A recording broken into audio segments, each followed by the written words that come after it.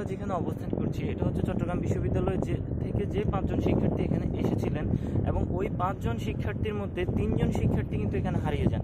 2 জন শিক্ষার্থীর মরদেহ উদ্ধার হলেও অরিত্র নামে একজন শিক্ষার্থীর এখন পর্যন্ত মরদেহ পাওয়া যায়নি। এখানকার স্থানীয় প্রশাসক এখানে এবং এই বিচে আসা সম্পূর্ণরূপে নিষিদ্ধ করে দিয়েছেন। এখানের আশেপাশে লাল কালারের ব্যানার এবং হচ্ছে ফ্ল্যাগ এখানে দিয়েছেন যাতে কেউ এই বিচটার মধ্যে না আসে। সম্ভবত এই বিচের মধ্যে যে পানির স্রোত এর তীব্রতা অনেক বেশি। আমরা এখন জানার চেষ্টা করব একজন স্থানীয় মানুষের কাছে যিনি অরিত্রদেরকে নিষেধ করেছিলেন এখানে না আসার জন্য।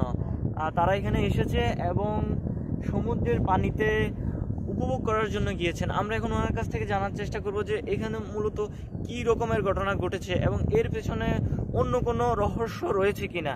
চলুন আর দেরি না, আমরা জানার চেষ্টা করি। আসসালামু আলাইকুম আঙ্কেল, ভালো আছেন? আঙ্কেল, চট্টগ্রাম বিশ্ববিদ্যালয় থেকে আমরা জানি যে 5 জন শিক্ষার্থী এখানে ঘুরতে আসেন। এই 5 জন শিক্ষার্থীর মধ্যে 2 জন শিক্ষার্থী ফেরত গেলেও 3 জন শিক্ষার্থীর আর কোনো খোঁজ পাওয়া যায়নি। এরপরে 2 জন শিক্ষার্থীর লাশ পাওয়া যায়, একজনের এখনো পর্যন্ত কোনো তথ্য পাওয়া যায়নি। আচ্ছা আঙ্কেল, আপনি কি আমাদেরকে জানাবেন যে আসলে এখানে ওই দিন কি ঘটেছিল? ওই 3 জন শিক্ষার্থী আসলে কিভাবে হারিয়ে যায় এখানে এসে, যদি আমাদেরকে একটু বলতেন।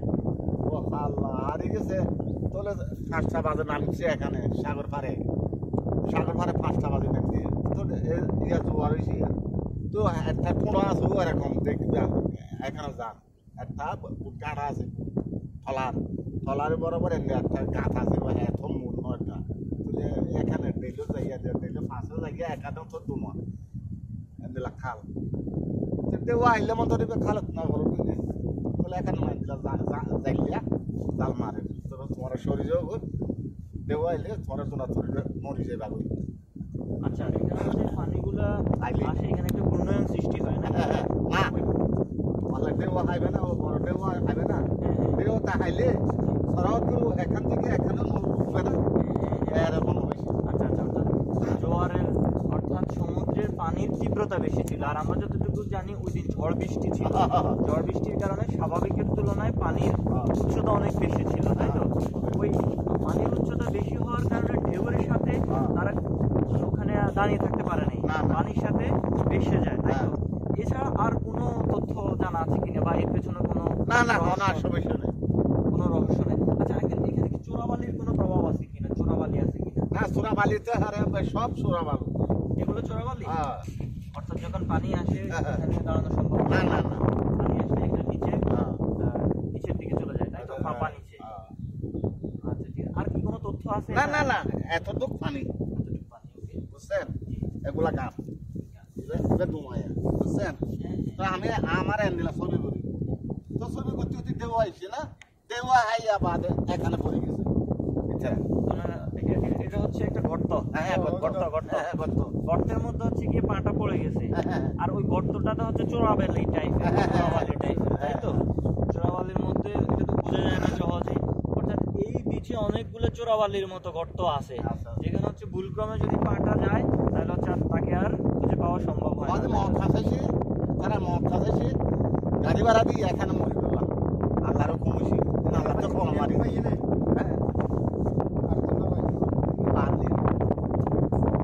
আমাদের আল্লাহরও আল্লাহ কলম দিয়ে তোমার এটা তোমার আইসো না ফাঁসো আর ফাঁসো আইসি ফাঁসো যেন হতে তোমার না নেমবি মামা আমরা ছবি ঘুরে আয় যাবো। হ্যাঁ, দেখছি যে তারা 3 জন পড়া ডুবে গেছে, তোর মাথা হাসাইনি ঠান্ডা করে আয় গেছে কিছু নাই, একটা হটল আর এখনো দোষ নেই। আচ্ছা আঙ্কেল, তার মানে বলতে চাচ্ছেন যে স্থানীয় প্রশাসক এবং প্রশাসন যে বিচগুলাকে নিষিদ্ধ ঘোষণা করেছে ওগুলাতে দর্শনার্থীরা না আসাই উত্তম। অর্থাৎ না যাইয়েন সাগর পারে যাবা মানে নানাবিবা তো তারা এরকম জ্যাকেট বইয়া দিচ্ছে, জ্যাকেট বইয়া সোমরা ছেড়ে গিয়া নামি। অর্থাৎ এই বিচগুলোর মধ্যে চোরাবালির কূপ আছে, এখানে যদি একবার কেউ পতিত হয় তাহলে এখান থেকে ফেরত আসা, অর্থাৎ এই কূপ থেকে ফেরত আসা অসম্ভব।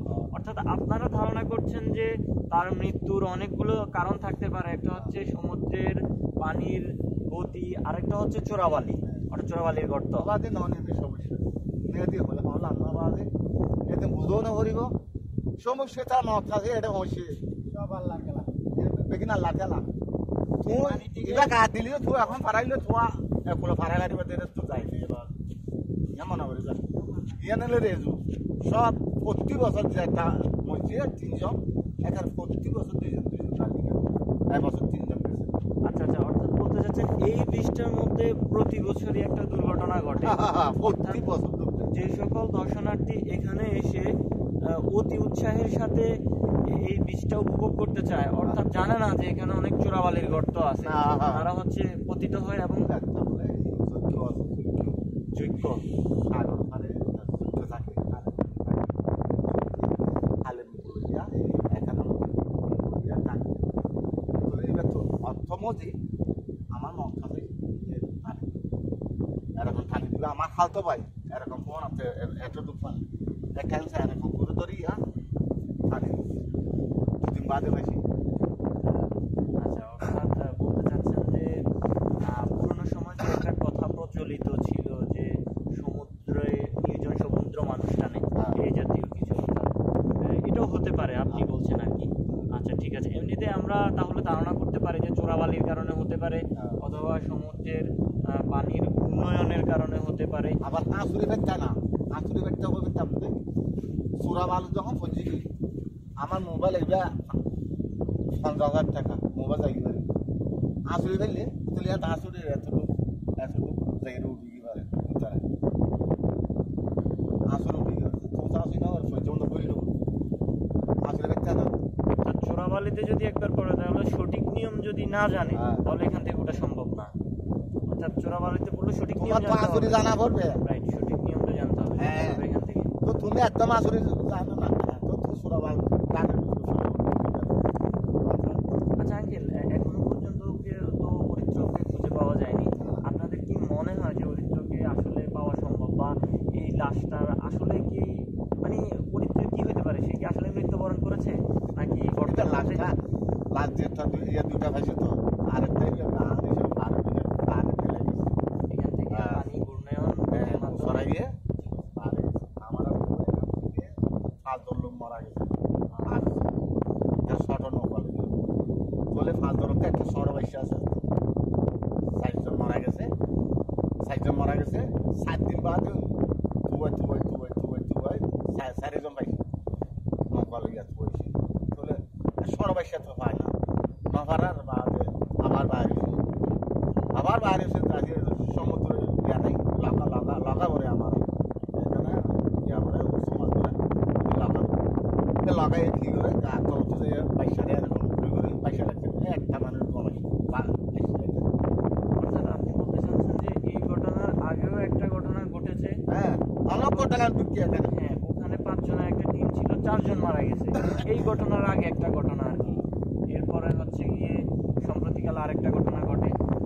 অর্থাৎ আপনারা বলতে চাচ্ছেন যে চোরাবালিও হতে পারে, সমুদ্রের ঘূর্ণায়ন গতিও হতে পারে, আর স্থানীয় প্রশাসক যে সকল নিয়ম কানুন দেয় এগুলা সকলের দর্শনার্থীদের মেনে চলা উচিত, তাই তো?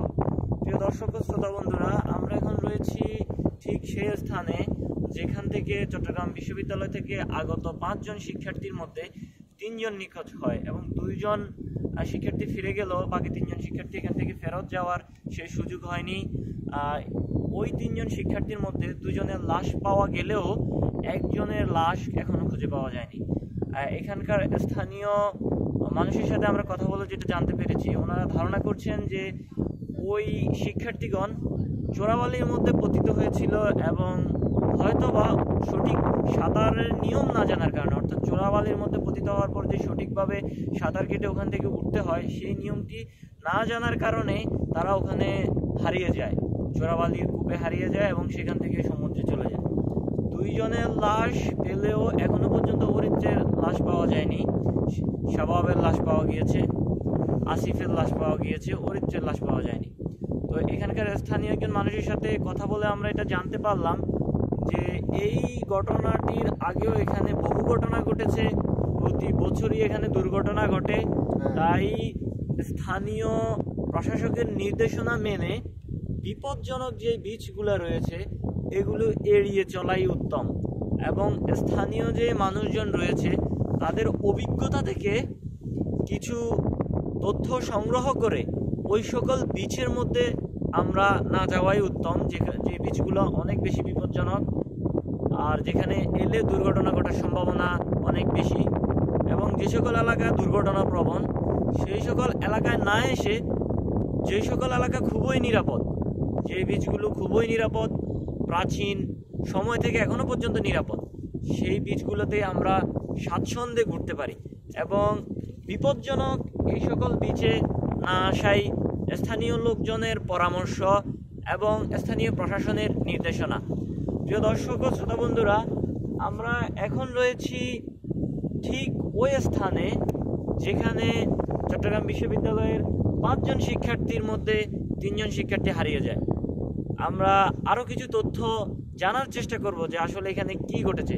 উনি আমাদেরকে কয়েকটা বিষয় বর্ণনা করেন। একটি হলো চোরাবালি, আরেকটি হলো সমুদ্রের স্রোত, আরেকটি হলো দৈত্য দানব তাদের চাওয়া।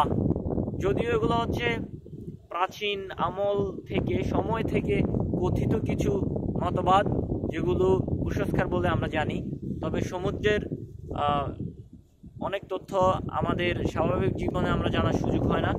তাই সে সকল তথ্য জানার জন্য আমরা স্থানীয় আরও কিছু লোকের সাথে কথা বলে সে সকল তথ্য জানার চেষ্টা করব। ধন্যবাদ সবাইকে। মোর্শেদ, কক্সবাজার, ধন্যবাদ।